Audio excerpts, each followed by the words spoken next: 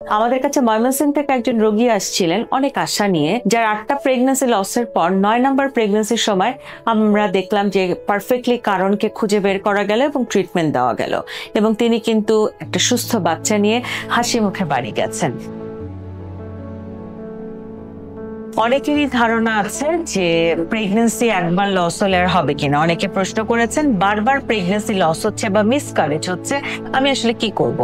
Recurrent pregnancy loss কিংবা আপনার প্রেসক্রিপশনে RPL এই লেখাটা থাকলে অনেকে ভয় পেয়ে যান, তিনি ভাবতে চান যে এটি আসলে কি, প্রশ্ন রাখেন। RPL বা রিকারেন্ট প্রেগন্যান্সি লস সাধারণত আমরা বলি 2টা বা তার চেয়ে বেশি যদি প্রেগন্যান্সি লস হয় সেটাকে কিন্তু আমরা রিকারেন্ট প্রেগন্যান্সি লস বলছি। এটি আসলে অনেক কারণে হতে পারে। আপনার যদি ডায়াবেটিস থাকে, আপনার যদি থাইরয়েড হরমোনের প্রবলেম থাকে, আপনার যদি ব্লাডে জমাট বাঁধা ধরনের কোনো প্রবলেম থাকে, আপনার যদি কোনো ধরনের কানেকটিভ টিস্যু ডিসঅর্ডার থাকে, আপনার যদি ইউটেরাস এটা যদি অ্যাবনর্মাল হয় কোনো কারণে সাইজ বা শেপের দিক থেকে, গঠনগত দিক থেকে, অথবা আপনার যদি কোনো জেনেটিক অ্যাবনর্মালিটি থাকে। অ্যাট দ্য সেম টাইম হাজবেন্ডের যদি কোনো সমস্যা থাকে, হাজবেন্ডের সিমেনে যদি অ্যাবনর্মালিটি থাকে, আমরা DFI একটা টেস্ট করি যেখানে দেখা যায় এটার লেভেল যদি স্পার্মে অনেক বেশি আমরা হাই পাই, অথবা অ্যাবনর্মাল স্পার্ম, অথবা যে স্পার্মটার হেড ডিফেক্ট কিংবা মাঝখানের অংশ ডিফেক্ট আছে, সে সকল ক্ষেত্রেও কিন্তু আমরা রিকারেন্ট প্রেগন্যান্সি লস এই সমস্যাটি পাই। তবে মনে রাখবেন, কারণ খুঁজে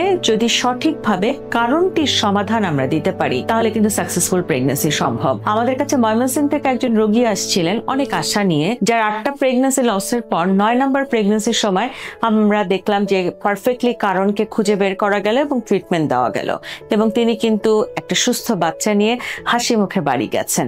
তাই RPL বা রিকারেন্ট প্রেগন্যান্সি লস বা বারবার পুনর্বারায় গর্ভ নষ্ট হয়ে যাওয়া, এই জায়গাগুলো নিয়ে ভয় পাওয়ার কিছু নেই। পারফেক্ট ট্রিটমেন্টের মাধ্যমে কিন্তু সমাধান আমাদের হাতে আছে। সুস্থ থাকুন সবাই।